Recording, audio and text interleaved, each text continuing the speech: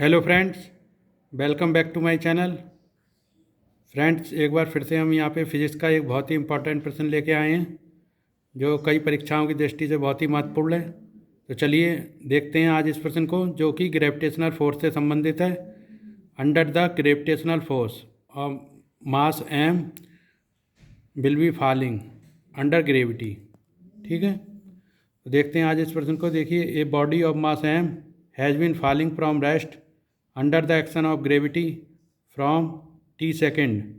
Find the vertical force required to be applied in order to bring it to be rest within another distance a. All units are in kilogram and meters.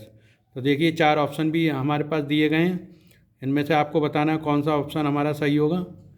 तो देखिए, जैसे कि इसमें बताया गया कि body of mass m has been falling from rest under the action of gravity 40 second. देखिए, एक मास है द्रव्यमान एम, जो कि ए डिस्टेंस तक, ऊंचाई तक ले जाया गया है अंडर द ग्रेविटी जी।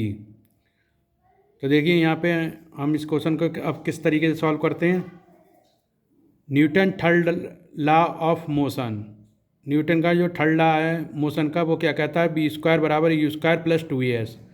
तो देखिए, इसमें हम बी, यू, ए और एस के मान अप्लाई करते हैं। तो देखिए, बी चूँकि हमारा मास जो है वो ए डिस्टेंस पे, ऊंचाई पे जा रहा है, तो उसका वेलोसिटी, फाइनल वेलोसिटी 0 हो जाएगी। तो बी बराबर 0।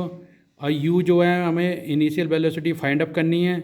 और चूँकि बॉडी चूँकि ऊपर को जा रही है, बॉडी ऑफ मास एम, तो एक्सीलेशन ग्रेविटी के अपोज काम करेगा, तो इसलिए माइनस ए डैश मान लिया। यहाँ पे हमने डी एक्सीलेशन देखिए माइनस ए डैश माना है।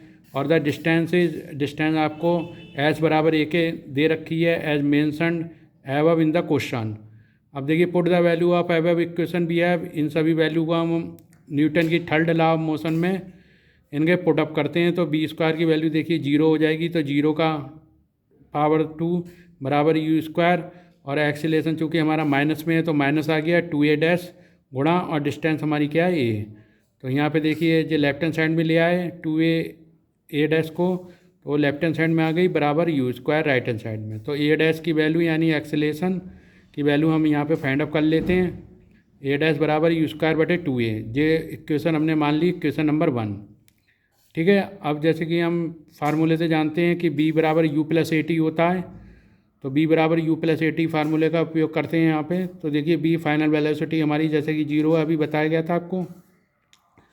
ठीक है, u जो है इनिशियल वेलोसिटी जो है वो हमें फाइंड अप करनी है, और माइनस जी ऑफ टी, जी क्या है, ग्रेविटेशनल एक्सीलेशन। ठीक है, तो माइनस जी ऑफ टी, तो यहाँ पे देखिए u बराबर जी टी के आ गया। इस इक्वेशन का भी उपयोग करके हम यहाँ से फाइनल एक्सीलेशन की वैल्यू फाइंड अप कर लेते हैं। ठीक है, तो चूँकि अंडर ग्रेविटी है, तो अंडर ग्रेविटी में डी एक्सीलेशन होगा माइनस जी के, तो u बराबर जी टी आ गया। अब देखिए, put the value of u in equation 1 भी है, u की वैल्यू इक्वेशन 1 में हम पुट अप करते हैं, तो a डैश की वैल्यू फाइंड अप कर लेते हैं। तो a डैश बराबर क्या है, देखिए u की वैल्यू पुट अप करी जी स्क्वायर टी स्क्वायर बटे 2a। इक्वेशन ए में पुट करने पे हमें एक्सीलेशन की वैल्यू आ गई है, a डैश बराबर जी स्क्वायर टी स्क्वायर बटे 2a। जो इक्वेशन 3 हो गई, इसे हमने इक्वेशन 3 माना है। अब देखिए, अब इसी पार्टिकल को जो हमारा ए डिस्टेंस पे पहुंच चुका है, ठीक है, और इसको हम ऊपर से ड्रॉप करते हैं। तो ड्रॉप करने पे एम मास जो है, एम मास और जो टाइम लेता है वो नीचे तक आने में टी सेकंड का लेता है। तो देखिए, इनिशियल वेलोसिटी यू बराबर जी टी है, जैसे कि अभी हमने इक्वेशन 2 से फाइंड अप करी है। तो इनिशियल वेलोसिटी यू बराबर जी टी सही है, नीचे गिरता है। तो और फाइनल वेलोसिटी इसकी क्या है, रेस्ट पोजीशन में b बराबर 0 हो जाएगी, और डिस्टेंस हमारी यही है सेम, और under the time taken to be t माना है। तो रेस्ट पे वेलोसिटी, फाइनल वेलोसिटी फिर से 0 हो जाएगी, और इनिशियल वेलोसिटी u बराबर जी टी है। मास वही m है और टाइम टेकन t है, और दूरी हमारी s बराबर 1 है। तो देखिए, the force applied for a body of mass m to be in rest. अब देखिए, जो अंडर ग्रेविटी के अंदर ये मास हमारा गिर रहा है, तो इसको रेस्ट पे लाने के लिए जो हम फोर्स अप्लाई करना है कि धीरे धीरे वो वस्तु हमारा द्रव्यमान जो है वो रेस्ट पे आ जाए, तो वो क्या फोर्स अप्लाई करना है जिससे वस्तु फाइनल ग्राउंड से टच होते ही उसकी फाइनल वेलोसिटी 0 हो जाए। तो वही फोर्स हम फाइंड अप करते हैं। The force applied for a body of mass m to be in rest f बराबर एम जी। देखिए एम जी जो है वो वस्तु एम द्रव्यमान की वस्तु पे अंडर ग्रेविटेशनल फोर्स लगने वाला फोर्स है एम जी, और प्लस एम ए डैश जो कि हमने अप्लाई किया हुआ है। तो टोटल हमारा फोर्स लगने वाला क्या हो गया, M G plus M A dash बराबर M G plus M A dash की वैल्यू इक्वेशन 3 से पुटअप कर लेते हैं। एक्सीलेशन की जी स्क्वायर टी स्क्वायर बटे 2a, और देखिए एम जी कॉमन ले लिया हमने तो 1 प्लस जी टी स्क्वायर बटे 2a, ये वैल्यू आ चुकी है हमारी। तो hence the force applied for a body of mass m to be in rest position is.